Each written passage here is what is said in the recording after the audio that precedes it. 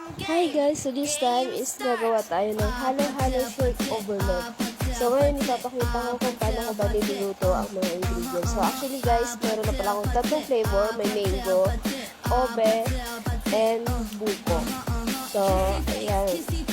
And tamang-tama to guys na ngayon sobrang init and talagang naman mabubusog ka dahil sa dami ng sakong. So ito guys. So, yun, gagawa ako ng custard milk na ito yung pang-creamy sa ating halo-halo shake overload. And then yun, naglagay lang ako ng vanilla essence para po matanggal yung langsa ng egg yolk. So, ayan, juice na natin. And after that, is mekos-mekos na natin yun.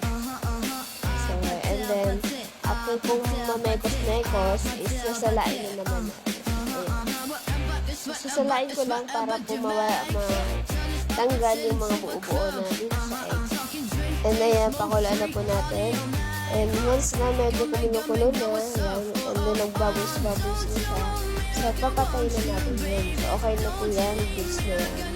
So, ayan, isasali na natin sa ating paglalagyan. So, papalamigin ko muna ang ating custard milk. And then, after that, magkaramilis naman ako ng sugar para sa ating leche plan. So, yung hindi masyadong sunog, and then, hindi naman masyado yung parang na-golden brown na siya. So, ayan. Papakita ko yun. Ganyan dapat para tamang-tama lang to sa ating leche plan. So, actually guys, nagluluto na ako ng leche plan. So, ibang version pala ang aking ginawang leche plan. So, actually guys, lahat pala ng mga ingredients o pangsahog na nilalagay ko sa halo-halo is natutunan ko lang dito sa online. So, ayan, haggard ng person. Sobrang init ko kasi kaya balas na talaga ako dyan.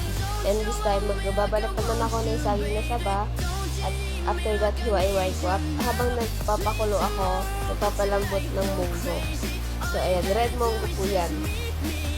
And this time, nabalagan ko na and nahiwa ko na rin. Nilagyan ko ng brown sugar.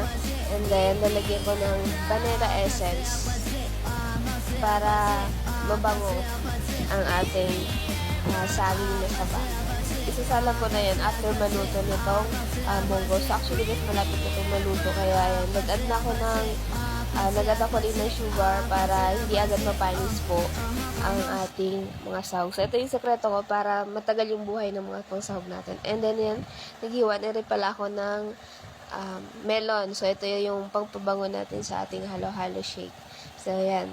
Gusto yun ng mga customer. And then, ayan guys, fast forward. So, ayan.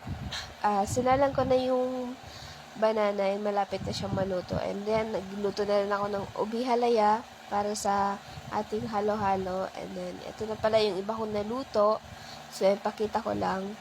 So, actually guys, sa isang cup is meron ako 13 na ingredients sa isang cup ng halo-halo natin. So, kasi halo-halo shake overload po ang aking halo-halo. So, yun, nag-caramelize na rin ako para sa caramel na pang caramel syrup. So, habang nagpapakulo na rin ako ng ating pearl or sago. So, yun lang guys. And, ayan na. Ang mga niluto natin. So, ayan, meron din tayong mangga. Ayan. So, baka nagtataka kayo, ang dami talaga sahog niyan. Kasi, halo-halo shake overload, and may iba-iba tayong flavor din. Ayan, sinalon ka na rin yung milk para mamaya hindi ako mahirapan. So, ayan, yung ano natin. Gelatin or gulaman. Then, pop rice. Meron din tayong buko, watermelon. And then, guys, nagagawa na ako ng isang order ng customer. Actually, guys, may online na rin ako at offline. So, ang kinagandaan kasi nito, sobrang natutuwa ako kasi nag-try lang ako and then, ayun, nagustuhan ng mga customer. So, ayan, Alaska, baka naman. Baka naman, Alaska. So, ayan yung ginagamit ko, guys, na iba para gusto ko kasi talaga yung quality ng aking products. So, ayan, guys. Mabilis ng galawan. Sorry. So, thank you guys pala sa mga sumusuporta, tumatangkilik ng aking produkto at talaga namang binabalik-balikan. So, ayan. thank you so much sa inyo. And, ayan, talagang gusto ko makilala din ng aking product. Hindi lang dito. So, ngayon, syempre, nagsisimula pa lang ako. Pero, sure ako na 2 to 3 years from now is ibang-iba na din to. So, ayan guys. Papakita ko lang ang aking ginawa halo-halo shake. By the way, buko flavor pala to. And ito yung mga iba kong flavor. May mango. And then, obi flavor. So, ayan yung iba natin. And then, meron na rin tayong online. Ayan. So, thank you so much. And, ayan guys. And, may mga dumadayo na rin dito sa amin.